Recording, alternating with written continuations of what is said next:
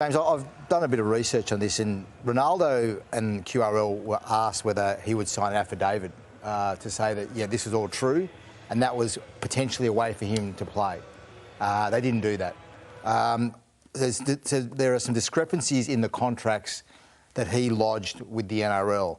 In 2 contracts, he said he did not reside in Queensland before the age of 13, which is considered vital, obviously.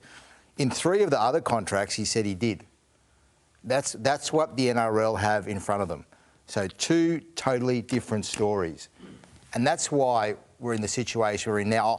I'm not condemning Ronaldo. I actually feel very sorry for him. I think he had his dream taken away from him in a very unfortunate way. But that's the facts the NRL we're dealing with. For Queensland, they're preparing a submission right now to try and present their case.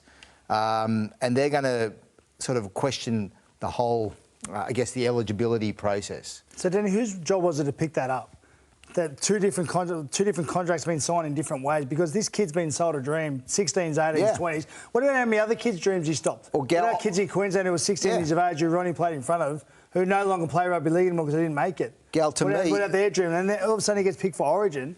He misses out. So whose fault is it? Right. I firstly think the New South Wales Rugby League have wrongly been blamed for a lot of this. Yeah, that's ridiculous trying to blame them. It's got nothing to do with them. I think the QRL should have probably known about this. Yeah. They should have... I know he was rushed in. I understand all that.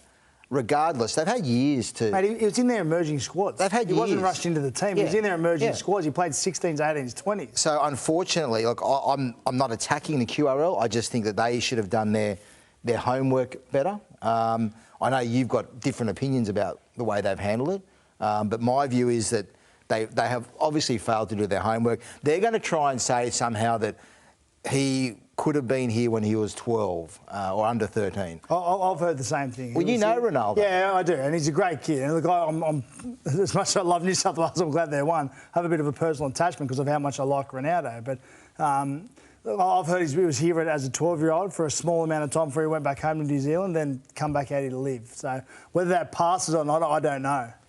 Gus, Origin eligibility, it's almost a running gag. It's part of the mystique of Origin that I mean, there's been songs made up, Greg Inglis and Kempsey, and it's been fun. But a broader picture here, the Ronaldo, because it's so serious, is the system broke? Does it need fixing and reworking now? Well, the system of international qualifications needs fixing, all right? And the international football, which has been neglected for a long period of time and has great potential with Pacific Islands, New Zealand, we've got to get England right, we've got to get opposition for Australia. And who qualifies to play for Australia? And is Origin a selection trial for that? Or if you grow up in this country, are you entitled to play Origin and then play for another nation if that's your heritage and that's the way you want to go? All these things have never really been fixed at this level, which means Origin has become a little bit of a dog's breakfast.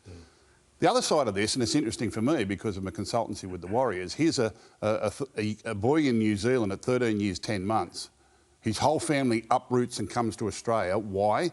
Because he has a dream of playing for the Broncos, and there is no rugby league pathway for him in New Zealand. Now, that's something that we know and we have to fix, and we will fix over the coming years. But that's the situation. A lot of kids leaving Pacific Islands and leaving New Zealand in the hope of coming across here to play NRL football and play Origin football, but then they still identify as Pacific Island, New Zealand and other countries. And all that's got to be tidied up.